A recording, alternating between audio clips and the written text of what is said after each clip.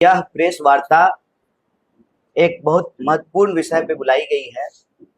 आप में से कई सारे साथियों ने कल जो एक शर्मनाक लोकतंत्र विरोधी आपराधिक क्रिमिनल और तानाशाही कार्रवाई भाजपा समर्थित मनोज तिवारी समर्थित उनके कार्यकर्ता के द्वारा जो एक कायराना हमला किया गया उस संबंध में बुलाई गई है।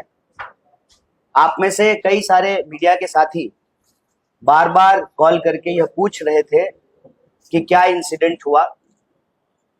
देखिए, हम लोग जो अपने कैंपेन में बोल रहे हैं कि मौजूदा सरकार देश में तानाशाही थोपना चाहती है, जो भाजपा के लोग हैं उनको इस देश के संविधान में कोई भरोसा नहीं बचा है, इसीलिए वो इस देश के विपक्ष को समाप्त करने के लिए तरह तरह के हथकंडे अपनाते हैं। वो पहले बदनाम करते हैं, फिर डराते हैं और फिर खरीदने का प्रयास करते हैं। आप सबने देखा कि सूरत में क्या हुआ, खजुराहो में क्या हुआ, इंदौर में क्या हुआ। वो उत्तर पूर्वी दिल्ली में भी यही करना चाहते हैं, लेकिन उत्तर पूर्वी दिल्ली की जनता जिस तरीके से इंडिया अलायंस को, कांग्रेस पार्टी को, आम आदमी पार्टी को और हमारे सभी घटक दल के जो कार्यकर्ता हैं, नेता हैं, जो जन समर्थन मिल रहा है, यह घबराहट साफ साफ दिख रही है। 2 बार से बीजेपी के सांसद हैं यहाँ पर। लोकतंत्र में यदि उनको भरोसा है, अगर उनको इस देश की न्यायिक प्रक्रिया, संविधान और जो व्यवस्था है हमारे देश में, वोट की व्यवस्था, लोकतंत्र की व्यवस्था, उसमें अगर भरोसा है तो चुनाव हो रहा है, वो बताएं कि 10 साल में उन्होंने क्या काम किया है। लेकिन अपना काम बताने की बजाय, जब से कांग्रेस पार्टी की ओर से मुझे इंडिया अलायंस का प्रत्याशी बनाया गया है उत्तर पूर्वी दिल्ली से, लगातार झूठ बोल रहे हैं, डॉक्टर नकली वीडियो घुमा रहे हैं और आम लोगों को भड़काने का प्रयास कर रहे हैं। जब आम लोग इनकी बातों में नहीं आए, आम लोगों ने हर गली में इनसे यही पूछा कि सड़कें क्यों नहीं बन रही, जाम की समस्या क्यों नहीं समाप्त हो रही, क्यों यहाँ पर लॉ एंड ऑर्डर का, कानून व्यवस्था का एक गंभीर समस्या है, और 10 साल में आप दिखाई क्यों नहीं दिए, हमारे सुख दुख में क्यों नहीं आए।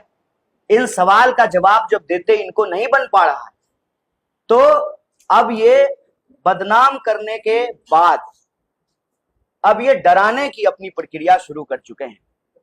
तो मैं उनको कहना चाहता हूं, हम गांधी जी के सिपाही हैं, हम डॉक्टर बाबा साहेब भीमराव अंबेडकर के संविधान को मानने वाले लोग हैं।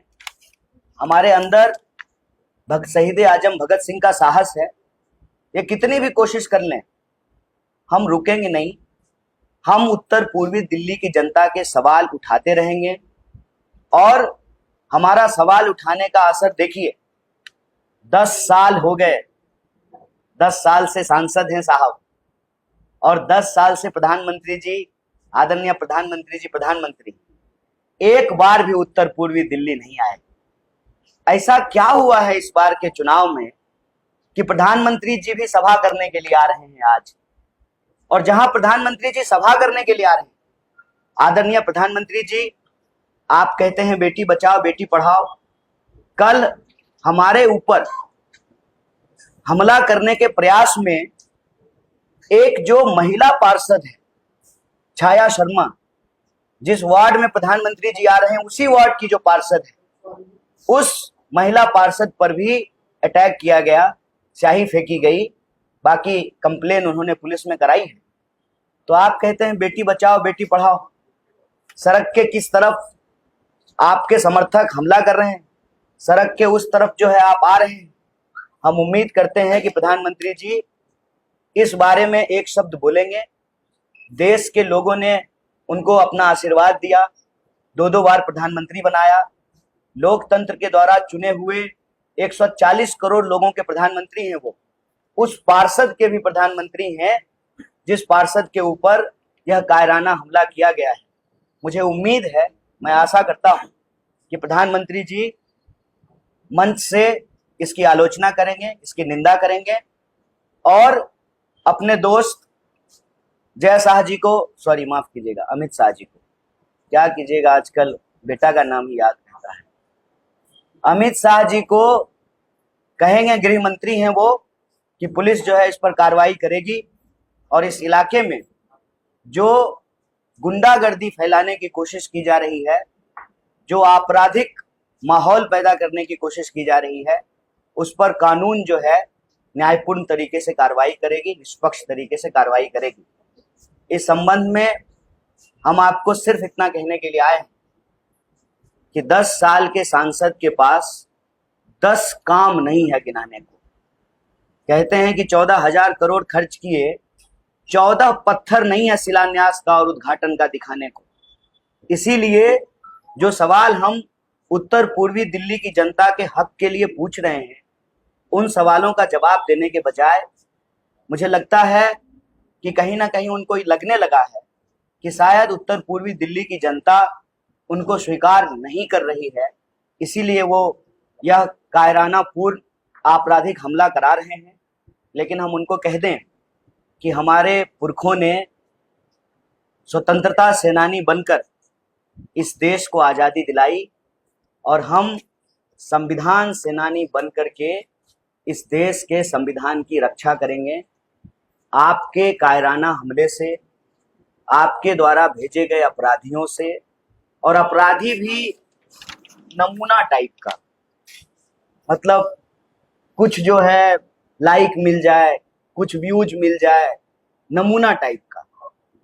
तो कुछ और सोचिए, इन चीजों से जो है हम रुकने वाले नहीं हैं।